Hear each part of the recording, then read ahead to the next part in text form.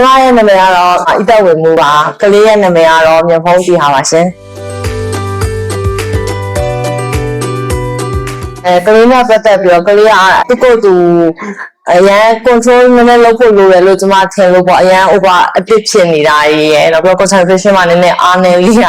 ရှိရပေါ့နော်ကျန်တဲ့အပိုင်းလေးတွေတော့ကောင်းပါတယ် social ဘိုင်းလေးတွေသူsharing လုပ်တဲ့အပိုင်းလေးတွေတရားကိုချစ်ပြီးတဲ့အပိုင်းလေးတွေကတော့သူကတော့ပြေဆုံးတယ်လို့ထင်ပါတယ်ဒါပေမဲ့လိုနေတာတော့ concentration နဲ့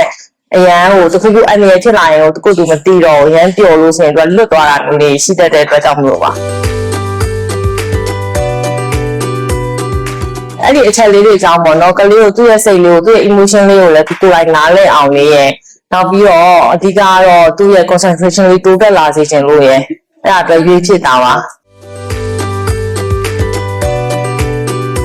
mindfulness ကတော့ကလေးရဲ့နေ့စဉ်ဘဝမှာကျွန်မအနေနဲ့ရေးပါတယ်လို့ထင်တယ်ပေါ့နော်ဘာလို့လဲဆိုတော့သူ့ရဲ့ emotion ကိုသူကိုယ်တိုင်သိမှသူ့ရဲ့ဘဝမှာဘာတွေကိုထိန်းချုပ်လို့ရမယ်ဘာတွေကိုသူလုပ်တဲ့နဲ့မလုပ်တဲ့ဆိုတာလေးတွေရဲ့ဒါသူကဝန်နေတာဒါသူပျော်နေတာဆိုတော့သိပြီးတော့မှသူကိုယ်သူ control လုပ်သွားနိုင်ဖို့အတွက်ကတော့အရေးကြီးရလို့ကျွန်မထင်တယ်ပေါ့သူစိတ်လေးကိုသူသိဖို့အရေးကြီးရပေါ့လေကြောင်းလဲလာပါတယ်ကိုမူရအောင်စိတ်မူရအရင်တော့ဆိုတော့ဒေါသထွက်ပြီးဆိုလို့ရှိရင်အရင်ခြေတွေစောင်းတာတော့အရင်ရှောက်လုပ်ပြီးတော့အော်တာတို့ဘာလို့ရှိရတယ်ကနေအခုကတော့သူကလည်းသူခဏနောက်ဖြစ်လာပြီးတော့အေးစစ်စစ်လေးဖြစ်လာပါတယ်အခုသူကိုယ်သူလည်း control လုပ်နိုင်တယ် concentration လေးလည်းတက်လာတယ်ရှင်